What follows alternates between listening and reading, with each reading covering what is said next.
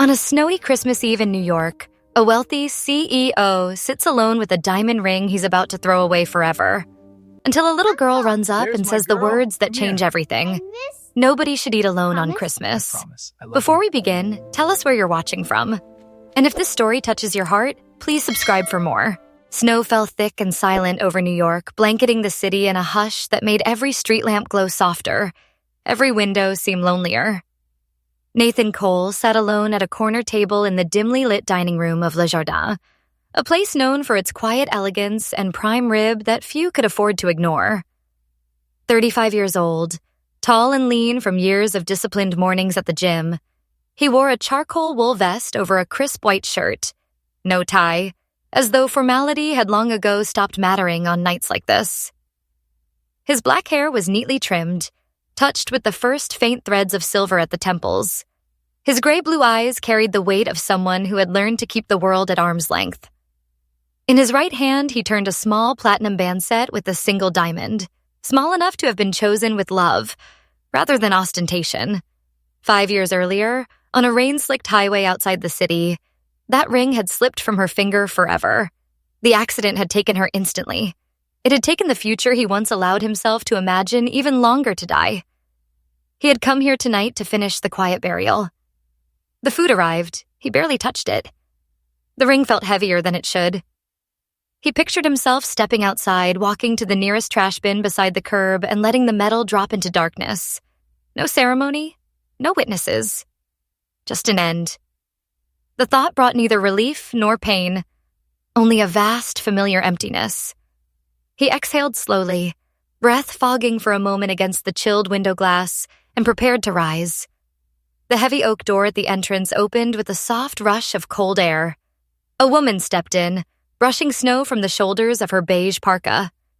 She was 30, slender, with long brown hair pulled into a low knot that had begun to loosen from the wind.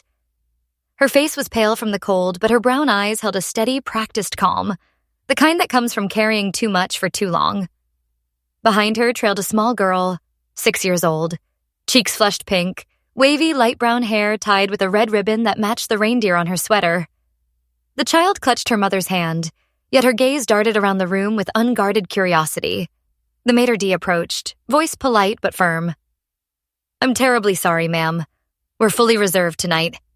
Sarah Bennett, her name would come later, lowered her eyes for only a second. "I understand," she said quietly.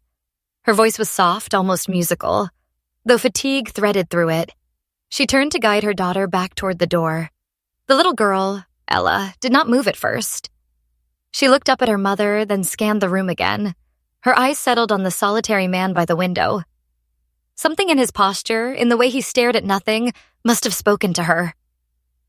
Without hesitation, she let go of Sarah's hand and walked straight across the carpeted floor, small boots tapping lightly.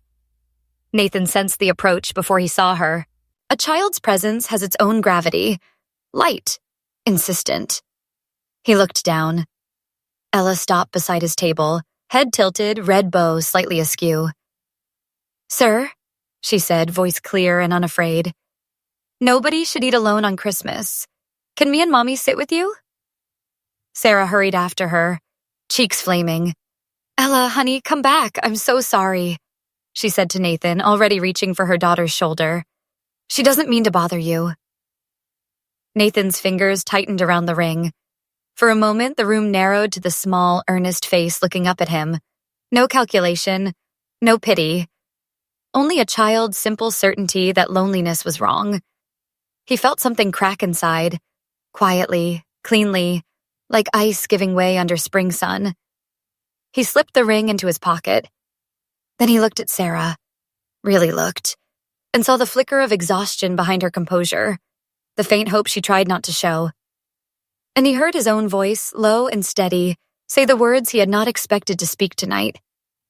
"Please," he said, "stay." Sarah hesitated, breath caught. Ella smiled, small, triumphant, perfect.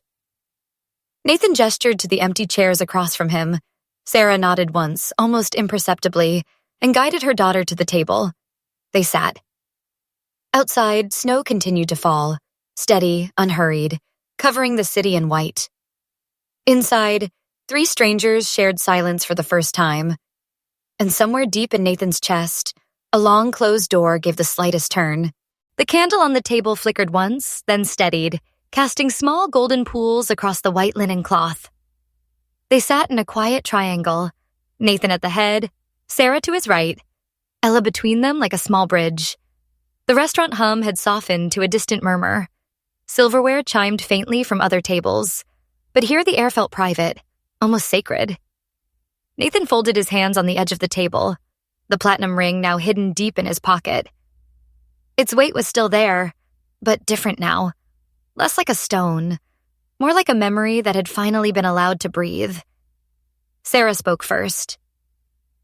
"I'm Sarah Bennett," she said, voice low and careful. "This is my daughter, Ella."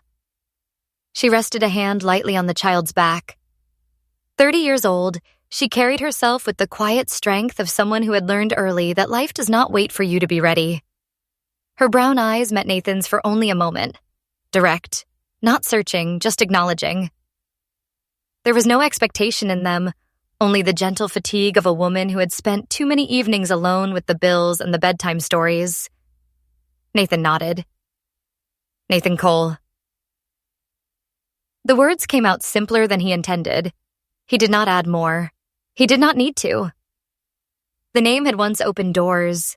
Tonight, it felt like enough just to say it. Ella looked up from the menu she could not yet read. "I like the lights outside," she said. "They make everything look happy, and people smile more on Christmas." Her voice was clear, bright, untouched by the caution adults wear like coats. She pointed toward the window where snowflakes drifted past the glass like slow white moths. "See? Even the snow is dancing." Sarah smiled, a small private curve of the lips, and glanced at Nathan as if to apologize for the child's chatter. But Nathan did not mind. He listened. Really listened.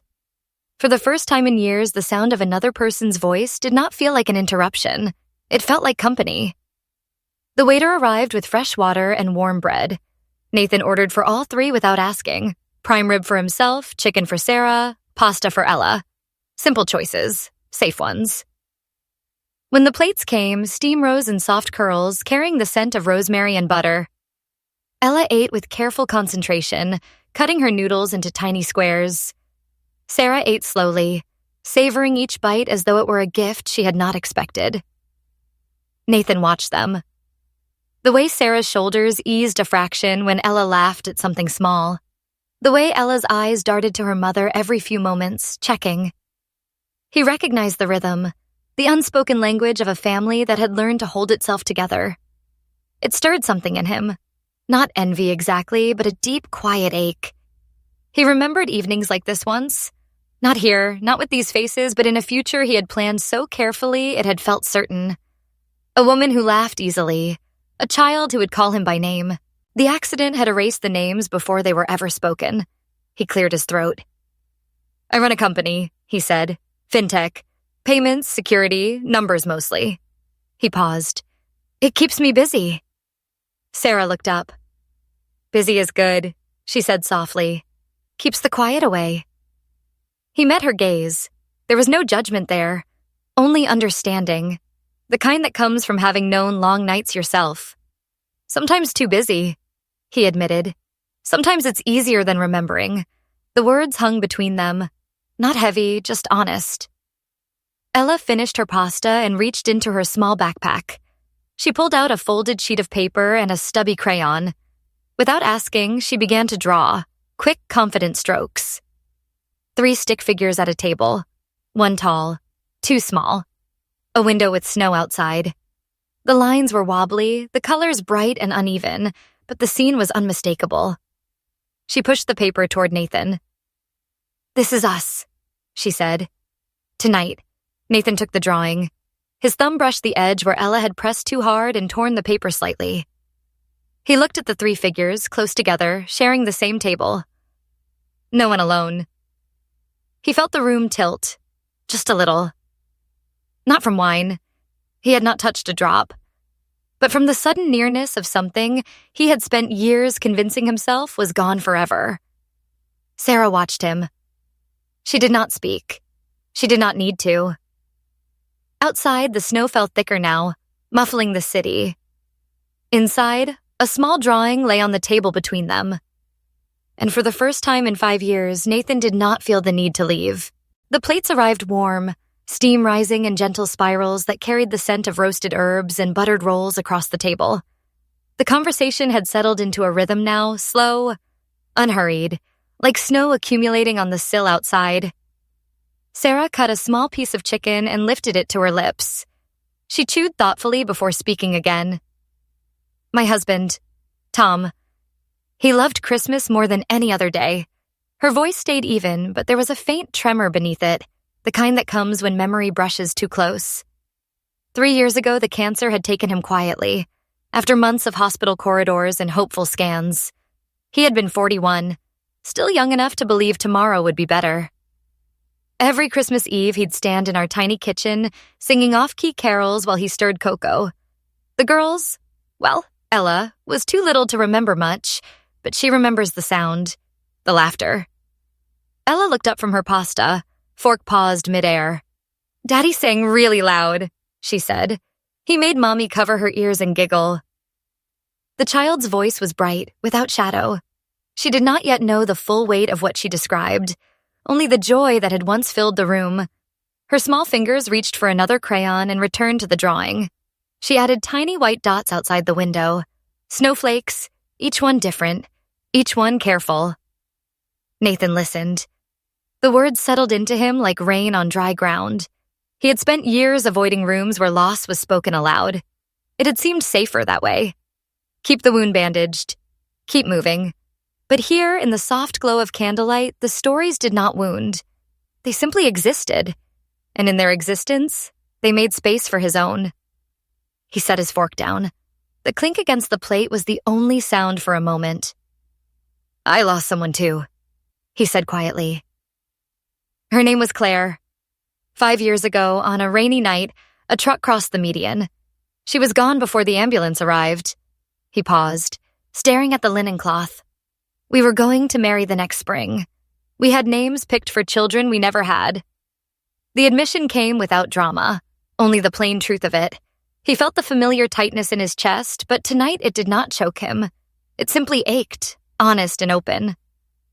I still think about what that life might have looked like. I buried it deep. Work helped. Silence helped more. But sometimes I still want it. Sarah's eyes met his. No pity, no quick comfort, just a long, quiet look that said she understood the shape of that particular grief. She did not rush to fill the silence. She let it be. Ella finished her addition to the drawing, 3 snowflakes now, and a small star above the table. She slid the paper closer to Nathan. I made the snow real, she said simply. Nathan took the drawing again. The stick figures had not changed much, but the scene had. The window now framed falling snow. The star glowed faintly yellow. It was no longer just a picture. It was a moment held still. He felt his eyes sting, not from tears exactly, but from the sudden nearness of something tender. He blinked once, slowly. Then he looked at Sarah and Ella in turn. Stay for dessert, he said. Not a question. A quiet request. Please. Sarah hesitated only a heartbeat. Then she nodded. We'd like that. The waiter cleared the plates without hurry. Outside, the wind picked up, rattling the panes softly. Inside, 3 people sat in the same small circle of light, and Nathan realized, without fanfare, that the ache in his chest had shifted. It was still there. But now it felt less like absence, and more like room waiting to be filled. The last spoonfuls of chocolate mousse lingered on the plates, sweet and slow to vanish, like the evening itself. Dessert had come and gone in gentle waves, small scoops melting into pools of cream, the clink of spoons against porcelain the only punctuation. Laughter had rippled once or twice, soft and unexpected.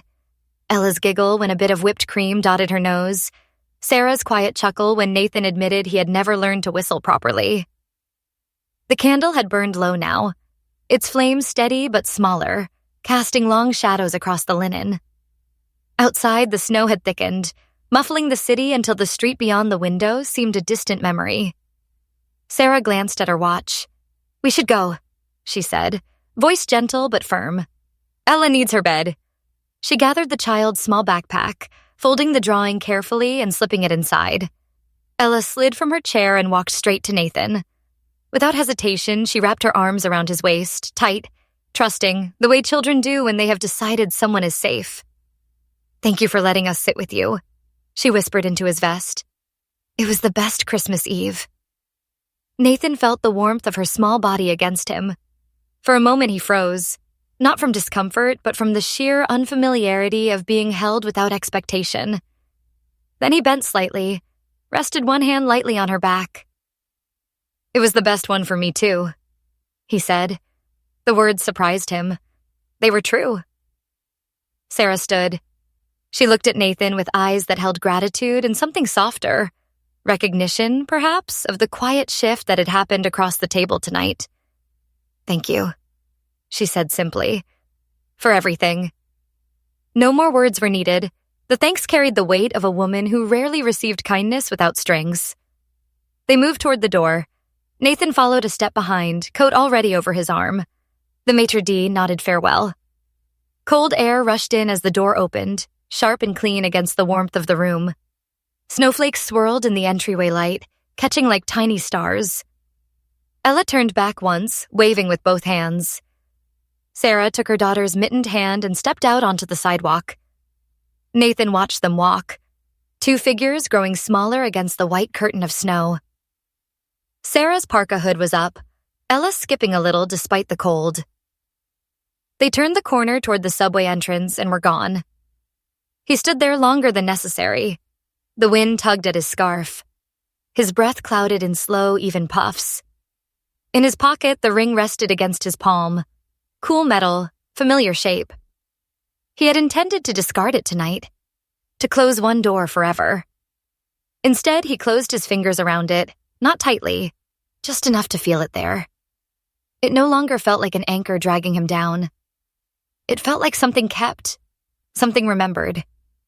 He thought of Ella's drawing. 3 figures, snow outside, a star above. Simple lines, real enough to matter.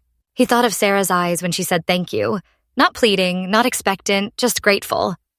And of the way the ache in his chest had eased, not vanished, but eased, as though space had been made. He turned back toward the street. The city lights blurred softly through falling snow.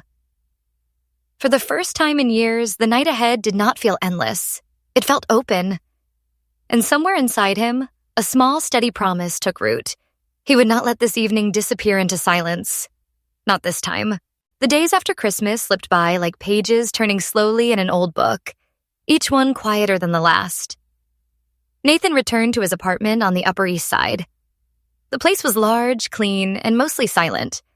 Floor-to-ceiling windows overlooking the park where bare branches traced black lines against the gray sky. He had always liked the quiet. Now it felt different.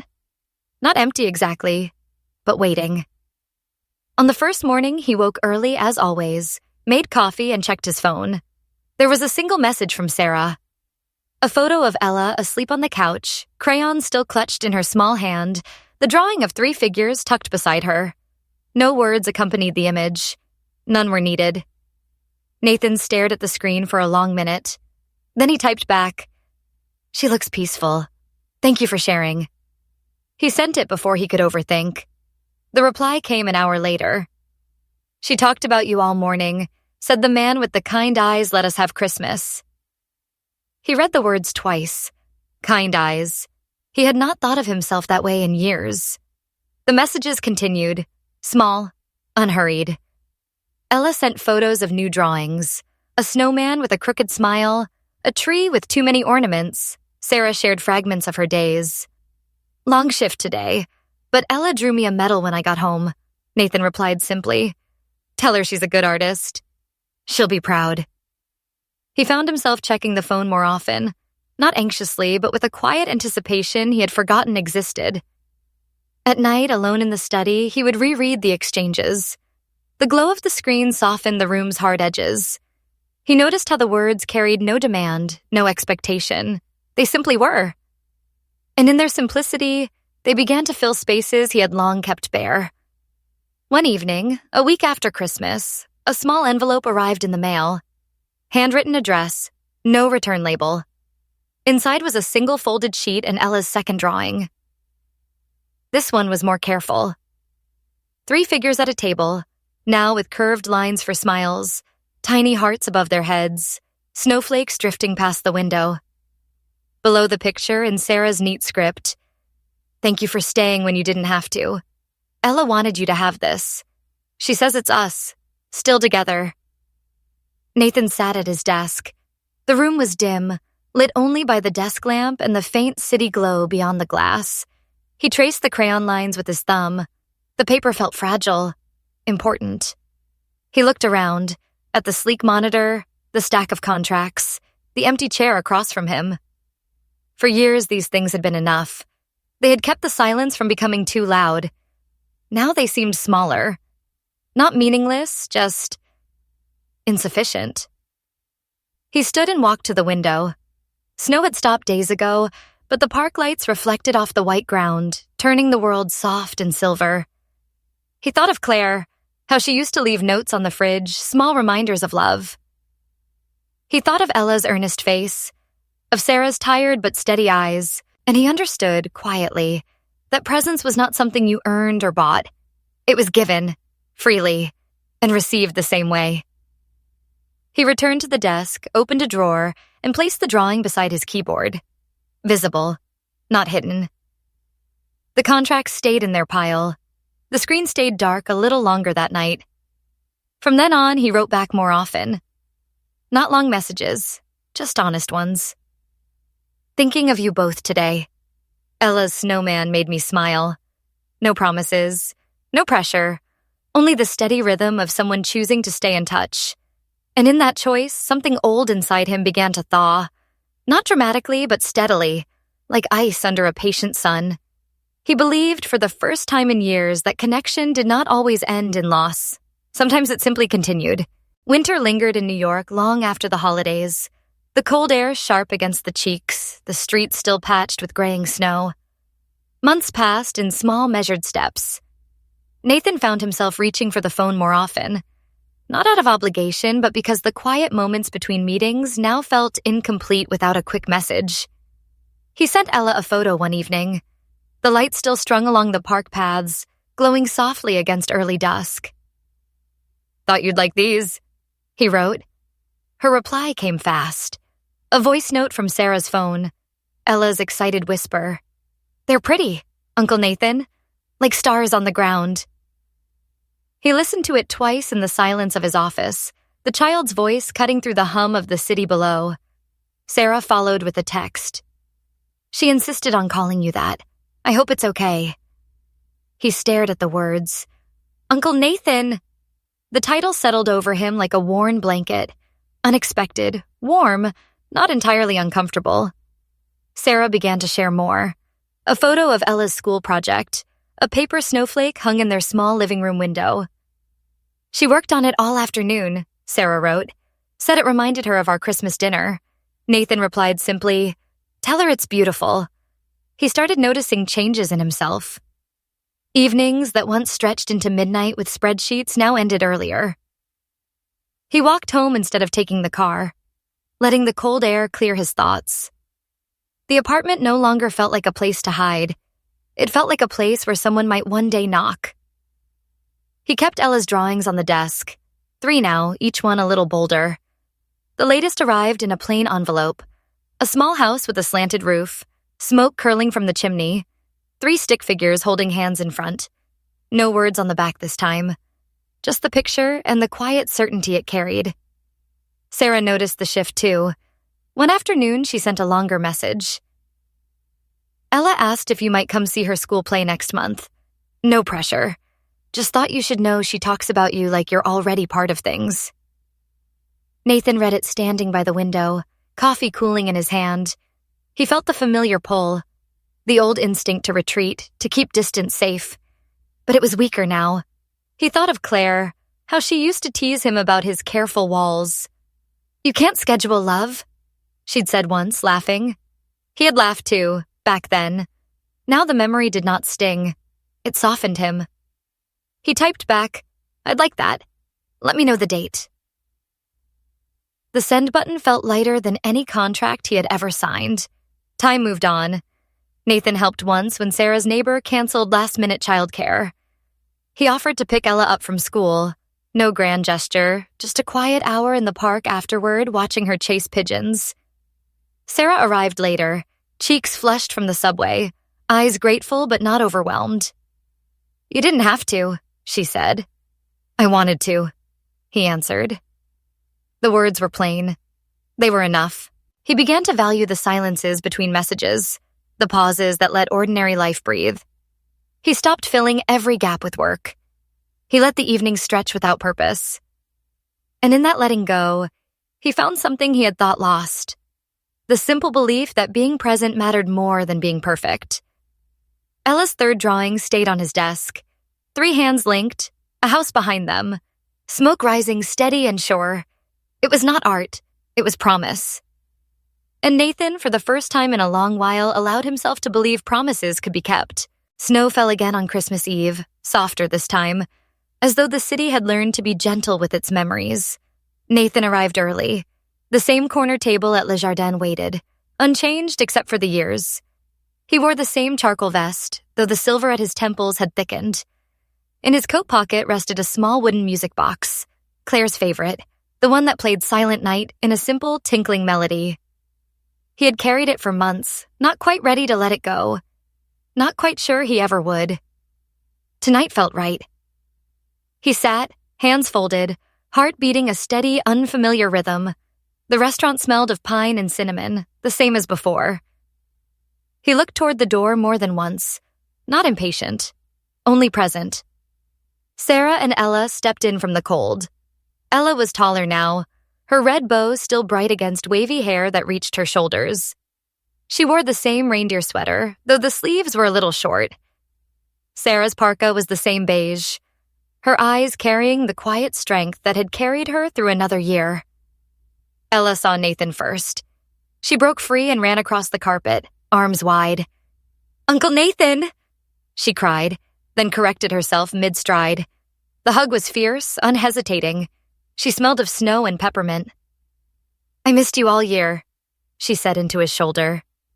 Nathan held her, eyes closed, feeling the small heartbeat against his chest. It was the most honest thing he had felt in a long time. They sat. The meal unfolded slowly. Prime rib again, pasta for Ella, chicken for Sarah. Conversation flowed like a river that had found its course.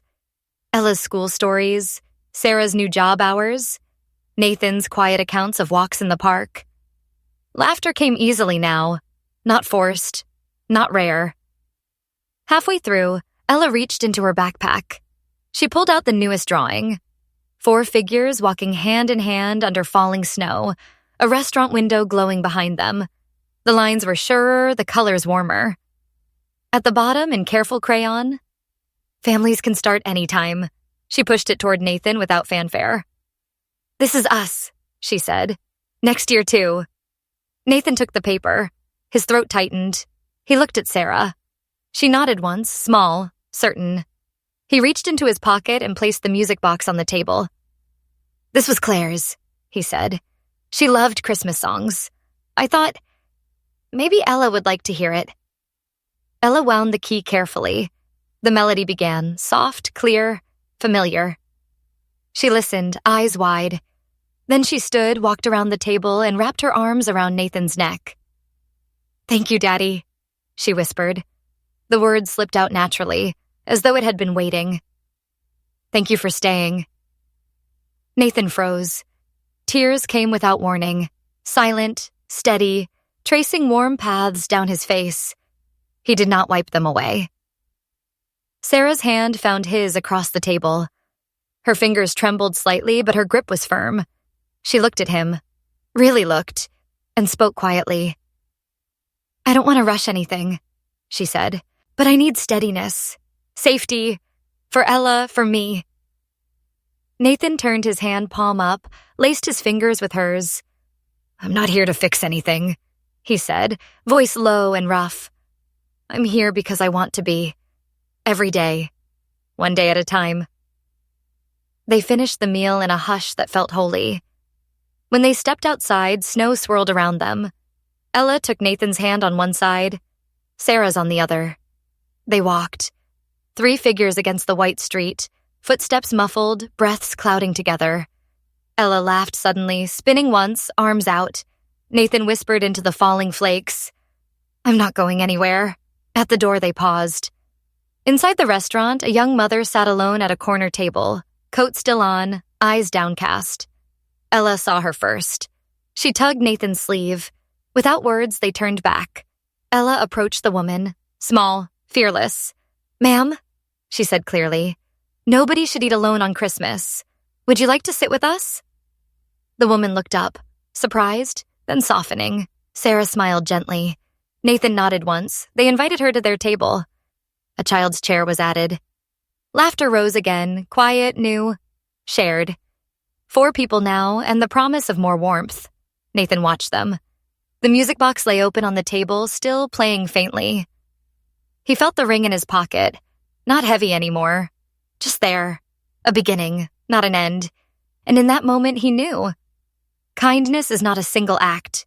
It is a circle. Once started, it keeps turning.